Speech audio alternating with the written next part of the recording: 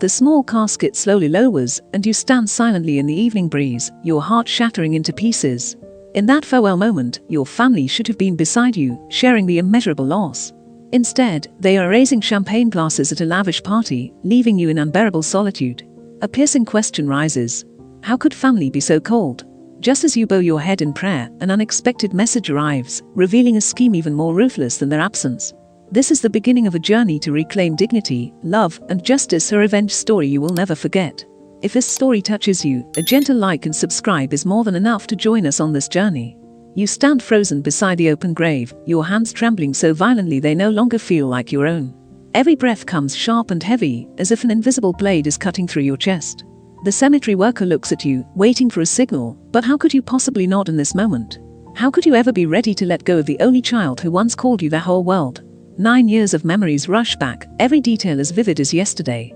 The sound of carefree laughter, the sparkle in his eyes when he showed off a loose baby tooth, the stubborn way he insisted on wearing superhero pajamas to the hospital, everything still lingers, yet reality is harsher than any nightmare. You bow your head, tears streaming freely into the damp soil.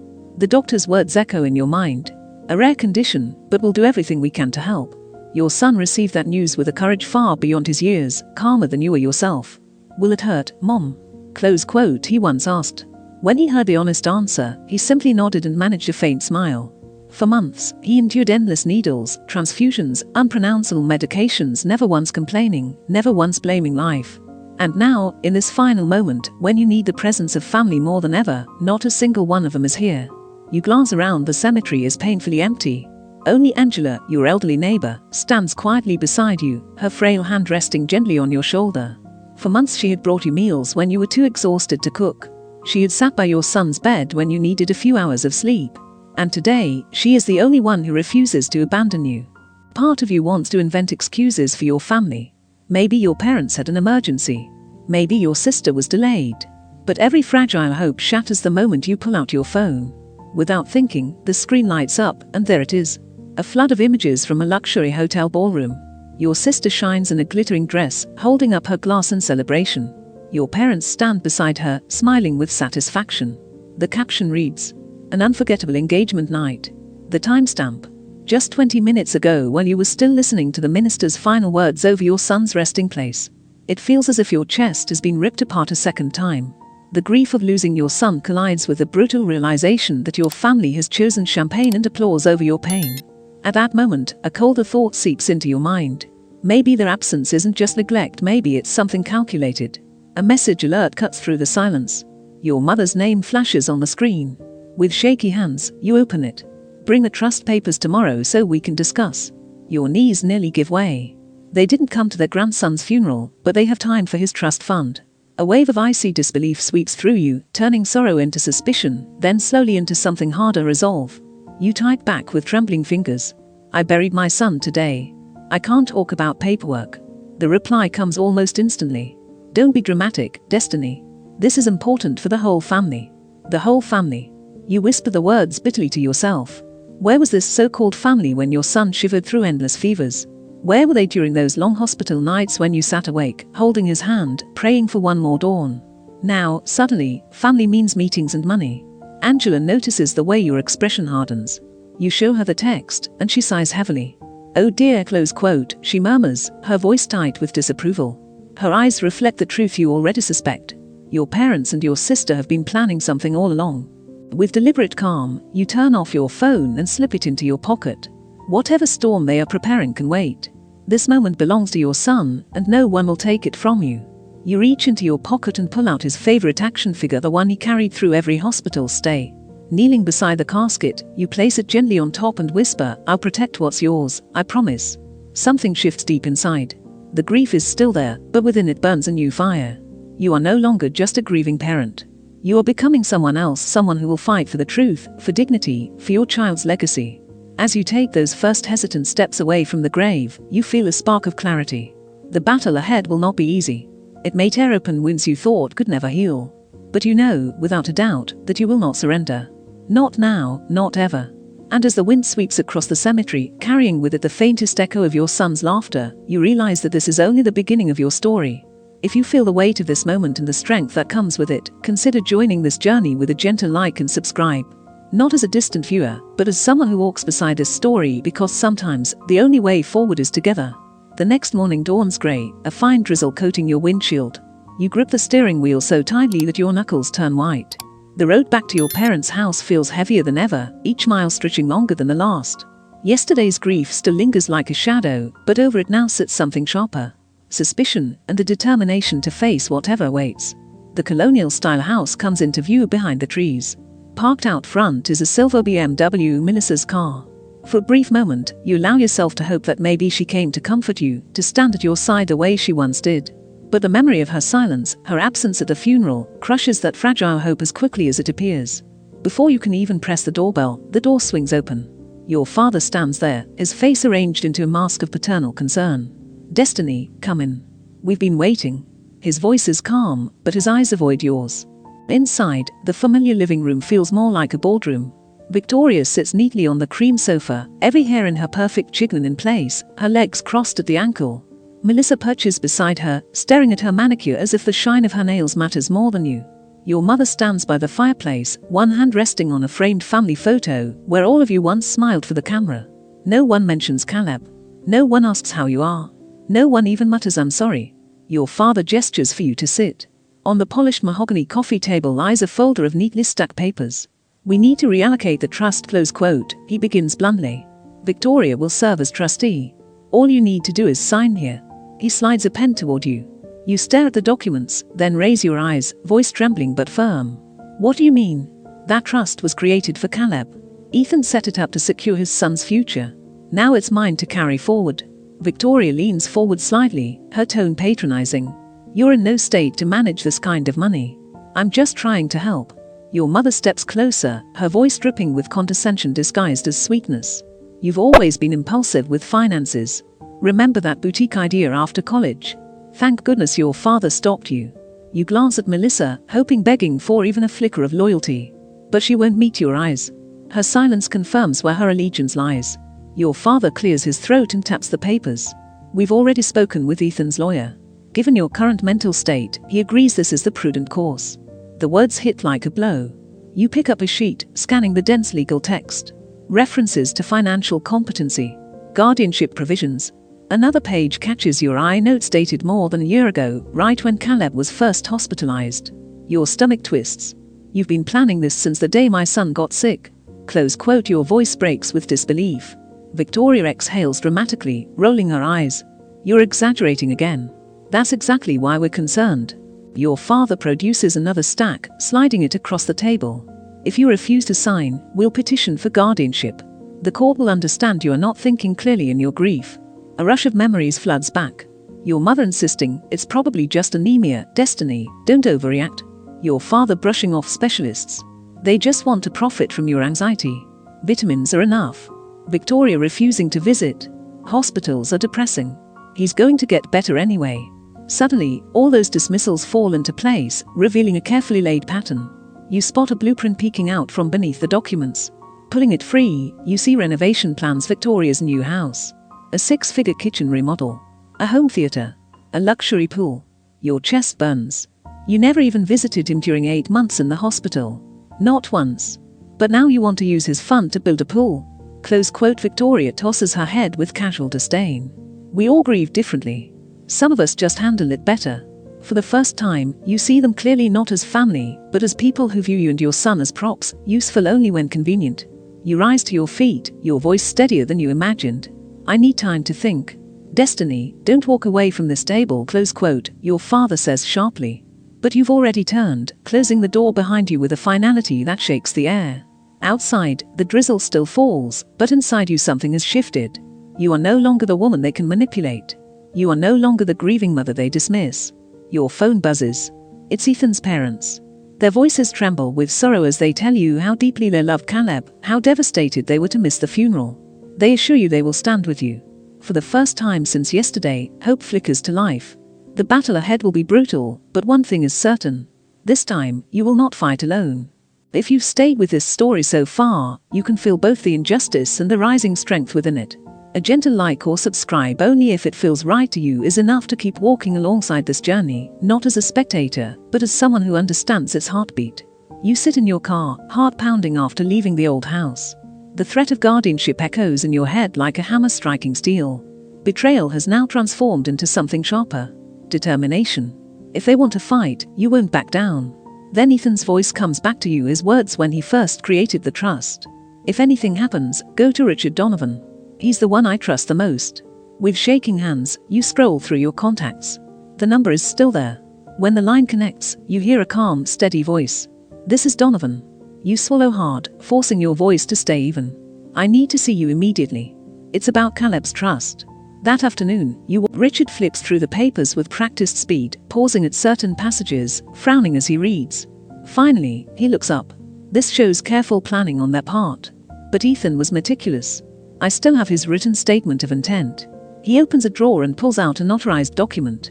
In Ethan's familiar handwriting, the words leap from the page. If the worst should happen, all provisions go to Destiny, who sacrificed everything for our son. Your hands shake as you trace the letters. It feels like Ethan is still here, guiding you, protecting you even from beyond. And there's more, close quote, Richard continues. He swivels his computer monitor toward you. On the screen is a log of calls. Numbers you recognize immediately: your parents' landline, Victoria's cell. They contacted this office months ago, asking questions about inheritance law. Your chest tightens, anger and grief colliding. Their absence from the hospital, their excuses, their dismissal of Caleb's illness, it all makes sense now. They weren't avoiding because it was painful. They were preparing for this. So legally, close quote, you whisper, they have no standing. Close quote. Richard nods firmly. None. The trust is airtight. They'll try to argue you're unfit, but the evidence will show the opposite. What matters now is documentation. We'll prove you cared for Caleb every day, while they were nowhere to be found. You inhale slowly, steadying yourself. Then let's prepare. 2 days later, you sit in a crowded cafe, a manila envelope placed deliberately in front of you. Richard's advice echoes in your mind. Public places make them cautious. Control the setting. Angela waits outside in her car, ready if you need support. The door opens. Victoria enters first, sunglasses shielding her eyes, followed by your parents and Melissa. They take seats across from you, not even pretending to order drinks. Their eyes lock on the envelope. Victoria leans forward, reaching. So you signed. I knew you'd come around. You hold the envelope in place. Before papers, answer me this. Why didn't any of you come to Caleb's funeral? Close quote. Your mother exhales dramatically. Victoria's engagement had been planned for months. Cancelling wasn't possible. It was his funeral, close quote, you whisper, voice trembling. Your father interrupts quickly. Everyone grieves differently. Without another word, you slide printed photos across the table, screenshots from Victoria's social media. Glasses raised, diamonds glittering, laughter frozen in time. While I was burying my son, you were here. Your words carry enough force that heads turn from nearby tables. Victoria flushes, shifting uncomfortably. You're twisting this. You pull out another document, highlighted lines glowing against the paper. Ethan's statement of intent. He made it clear. If Caleb was gone, everything would go to me. No amendments. No exceptions. Your father lunges to grab it, but you pull back. Richard Donovan holds the originals. This trust is ironclad. Victoria's carefully composed mask cracks. You don't deserve it. You just waste it. You meet her glare. Not deserve it. I stayed by Caleb's side every single day, through every treatment, every night. Where were you? Close quote. Silence falls. Even Melissa stares at the table, unable to speak. Your father leans forward, lowering his voice. You're making a mistake. We can make life very difficult for you. You gather the documents calmly. You already have. My entire life. But not anymore. Standing tall, you walk out, the envelope clutched tightly in your hand. Outside, Angela is waiting, her eyes filled with pride. You did well, close quote, she says simply, and for the first time in days, you believe it. In the car, your phone rings. It's Richard. How did it go? Do we need immediate legal action? Close quote. You recount every detail. He listens carefully before replying. You're in a strong position. They'll try again, but this time, you've set the boundaries. Moments later, another call comes through. Ethan's parents. Their voices are all with grief, but their message is clear. We'll stand with you. Whatever it takes. Hope sparks inside you. The storm isn't over. In fact, it's only just beginning. But now you know you won't have to face it alone. As you slip the locket from beneath your collar and press Caleb's photo to your lips, you whisper softly, the first step is done. I promise, I'll see this through. Angela reaches over, squeezing your hand. You're not alone anymore. When they come, and they will be ready. You look out the window at the bleak horizon, rain streaking down the glass. Somewhere in that grey sky, a flame is growing stronger. They won't stop. But this time, neither will you. 3 days after the cafe confrontation, while you're still organizing the documents Richard asked for, a sudden knock rattles your door. When you open it, a local sheriff stands there, his face carefully neutral. He hands you a thick envelope. Destiny Walker, you've been served. This is an emergency petition for guardianship. His tone is professional, but there's sympathy in his eyes. Your hands grow heavy as you accept it. The door shuts, and in the silence of your living room you feel the weight pressing down. You tear it open. The words glare back at you. The Walker family petitions that Destiny Walker is mentally and financially unfit and requires a legal guardian. Page after page spills out, each one like a dagger. The first signature belongs to Melissa, your childhood friend. The one who sat beside you during long hospital nights. She describes you as hysterical, unstable, unable to manage daily life. She recalls midnight phone calls when you feared Caleb's condition was worsening, moments when you forgot to eat, times you broke down in tears in hospital hallways. Every line weaponizes your humanity, turning private vulnerability into ammunition. Next comes your mother's testimony, polished and measured, painting her as a woman only trying to protect her daughter. Then your father's, echoing the same performance. We love a daughter, but she's losing touch with reality. You drop onto the couch, your head buried in your hands. The people who should have held you up are now tearing you down. Then your phone buzzes. Richard's voice comes steady through the speaker. I've seen the filing. Don't panic. We knew they'd try this. Now it's time to counter.